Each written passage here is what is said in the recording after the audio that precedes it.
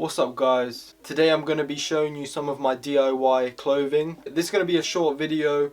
I've only got about 4 things, but they're still pretty cool to show off and I want to show you guys. So the first thing I got here is this custom t-shirt, and it basically is 2 vintage t-shirts, and I dyed them black originally. This one was purple and this one was grey. I dyed them black, but this one stayed purple and this one kind of went blue. But then I cut them in half and then sewed them in the middle, just with a normal sewing machine. I think the print's pretty cool. Yeah, then I have another one here. This is the other side of the t-shirt. So I made two of them right here. Yeah, and this one's on Champion quality and the other one's on Gildan quality. So I kept the Champion logo on one of the sleeves here, as you can see right there. So the next piece I got right here is a customized blazer. As you can see, it's quite short on the bottom. This is actually a size XL, but I turned it into sort of like a size small. But at the same time, it's an XL because it looks large, but it fits right, because I usually wear a small. Basically, I hand stitched it all, and I hand stitched the sleeve so it would be shorter. So I cut the sleeve, and then I rolled up the sleeve and sewed it, so then it would be shorter. And I also did that on the other side right here. And then with the bottom, it was actually quite long. Basically, I just rolled it up. I sewed along all around here, and it has these big arm pads inside, so it makes your shoulders look quite big. This isn't a piece I would really wear because it's quite unusual, but it's still very interesting, and it's more of a tailored piece that I designed.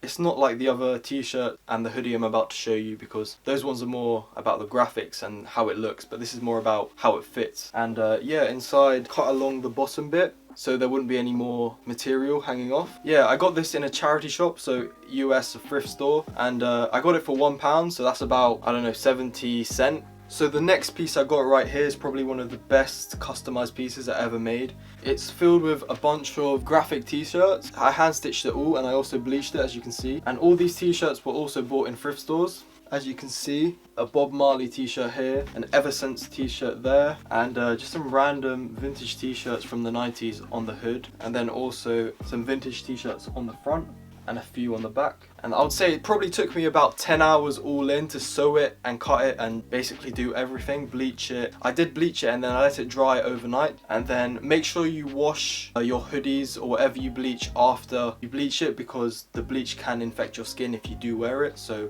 I would definitely recommend you to wash it. Also, this is just a basic Gildan quality hoodie, and the hoodie is actually also a vintage hoodie from the 90s. Yes, again, they're all from thrift stores, and as you can see, there's also a Champion logo here. I cut this logo out of a t-shirt and then sewed it onto here, hand sewed, yes again. Moving on to a pair of trousers that I customized. I actually made another video about these. You guys can check it out right here on the suggested link.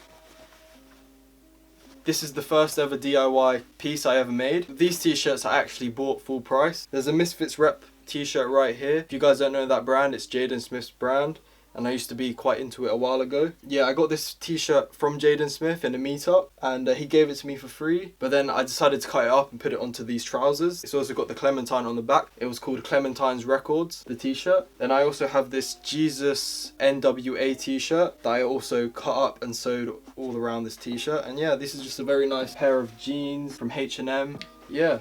Here's another pair of trousers I made. They're a very crazy pair of trousers that I wouldn't usually wear. Here they are. And basically with this one, I spray painted the trousers and I stuck tape all along these bits right here between the gaps so I wouldn't spray paint there. And yeah, they're a very tough pair of trousers. They're also from H&M because I didn't really want to use any nice trousers for these trousers. It also has this side pocket right here, like a little pouch, and this is actually from a pouch bag, and I cut it up and then sewed it onto here. And this is actually the strap from the bag, and I used it as a belt, and I also spray painted it green right there. And yeah, as you can see, a few detailing on the front and the back, and then a tiny little G hand sewn right there, just for a little bit of extra DIY. And yeah, that's it basically. They fit quite baggy, and that's all I have to say about these ones. Moving on to the final DIY piece is this customized bag. And I took inspiration from a Cold War for this bag, because the way they design their bags, it's got a strap like this and a strap like this.